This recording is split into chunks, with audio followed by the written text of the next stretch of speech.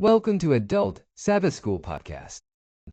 Please subscribe to the channel, share it with a friend, and write any questions or comments you have below. First, let me ask you something.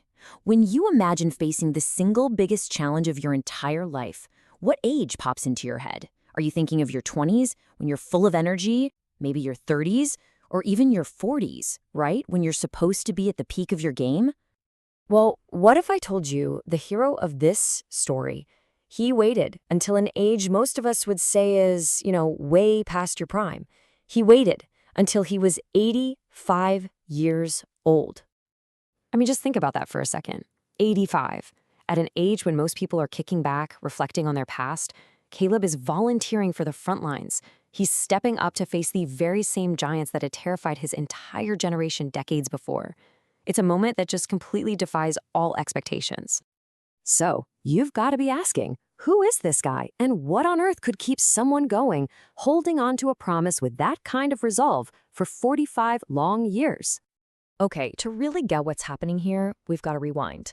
We're going all the way back, 45 years, to this one single moment. A moment of truth that didn't just define his life, it defined the fate of an entire nation. All right, so here's the setup. This is where it all kicks off. The people of Israel, they're right on the edge of the promised land. So they send in 12 spies to check things out. And what those spies bring back, well, it's two completely different reports. And that difference is going to change everything. Just look at this. The difference is night and day. On one side, you've got 10 of the spies coming back totally paralyzed by fear. They're talking about a land that devours its people and giants so big they felt like grasshoppers. But then you have Caleb and his friend Joshua. They saw the exact same things, but their report, totally different. They see an exceedingly good land and tell the people, the Lord is with us, do not fear them.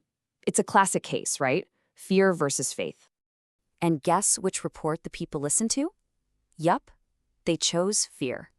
And the result was an absolute disaster. Instantly, their courage just vanished. They flat out refused to go in. And that fear, it turned ugly, fast. The crowd actually turned on Caleb and Joshua, ready to kill them just for telling them to have faith. All because of that one choice, they got a 40-year trip through the desert they never needed to take. But here's the thing. Right in the middle of all that chaos and failure, God makes a personal promise directly to Caleb. He basically says, Caleb, that very ground you walked on with faith, one day it's going to be yours. And that's the promise. That's the one thing he has to hold on to for the next 4.5 decades of waiting. So let me ask you, how do you do that? How do you keep believing in a promise when you're stuck living with the consequences of one terrible mistake made by everyone else? Well, this next long chapter, this stretch in the wilderness, it really shows us what Caleb was made of. Just look at this timeline. It puts it all into perspective. We're talking about a huge chunk of a person's life. He gets the promise at age 40. Then, 38 years of just wandering in the desert. That's followed by another 7 years of intense warfare. And only then, at 85 years old, is it finally time to make his move. And this is what really gets me. Can you imagine you have to suffer the consequences for something you didn't even do? You're walking day in and day out with the very people who made the bad call, and yet he made no complaint. Not once. No bitterness. I mean, honestly, how many of us could do that? It's just an incredible testament to his trust. Okay, so fast forward all those years, and that brings us right back to where we started. The major wars are mostly over, they're dividing up the land, and here comes Caleb, this 85-year-old warrior, walking up to his old friend Joshua, who's now the leader. It's time to finally claim the promise from 45 years ago. Now, you'd think he'd ask for something easy, right? A nice, peaceful spot to retire. A little plot of land by a stream. But no, that is not Caleb. He asks for the hardest place left, the one spot everyone else is still terrified of. So let's really look at what he's asking for here. Hebron isn't just some random hill. It's got huge historical significance for their people. But, and this is a big but, it's also the headquarters for the Anakim. Yeah, those giants. The very same ones that scared the spies half to death the generation earlier. He's asking for the one place that was literally labeled unconquerable. And then He says it. With the same fire he had as a much younger man, he looks at Joshua and says, "Now therefore give me this mountain." Wow. I mean, that's not just asking for land, that is a statement. It's the grand finale of a life spent trusting in a promise when all the evidence pointed against it. So what was his motivation? Why pick another fight at 85? It wasn't for his own ego, that's for sure. It was about legacy. It was a humble trust in God's power. He wanted to give the next generation a living, breathing example of what real faith looked like in action. He wanted to inspire them to finish the job their parents had abandoned out of fear. So, you might be thinking, this is a great story from a long time ago, but it's so much more than that. Caleb's story is basically a blueprint for us today, for facing the giants in our own lives. Because his real battle, it wasn't just with physical enemies.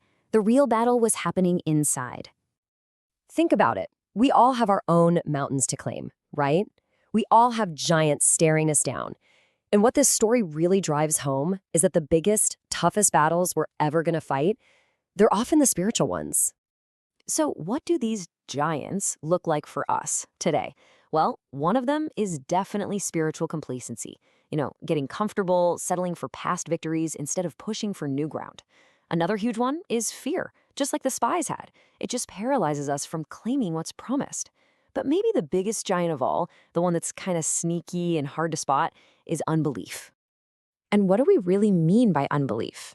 At its core, it's just our tendency to lean on our own strength. It's trusting only what we can see, touch, and figure out for ourselves, instead of reaching out and grasping that invisible hand of God. And here's the real challenge, It is so much easier to believe God can do a miracle way off in the future than it is to have faith that he can do one for us today, right now, in the middle of our mess. It's a lot like the story of Lazarus. The people at his tomb could believe in a resurrection at the end of time, but they really struggled to believe in the power for a miracle that was standing right in front of them. So what's the bottom line here? Caleb's story isn't just a history lesson. It's an invitation. It's a call for us to cultivate that same kind of rugged, persistent faith. A faith that refuses to back down, no matter how big the giant or how long the wait. And so I want to leave you with this one thought. As you look at your own life, your own challenges, and the promises you're holding on to, what is the unconquerable mountain that you are being called to claim today? Thanks for watching. See you next time.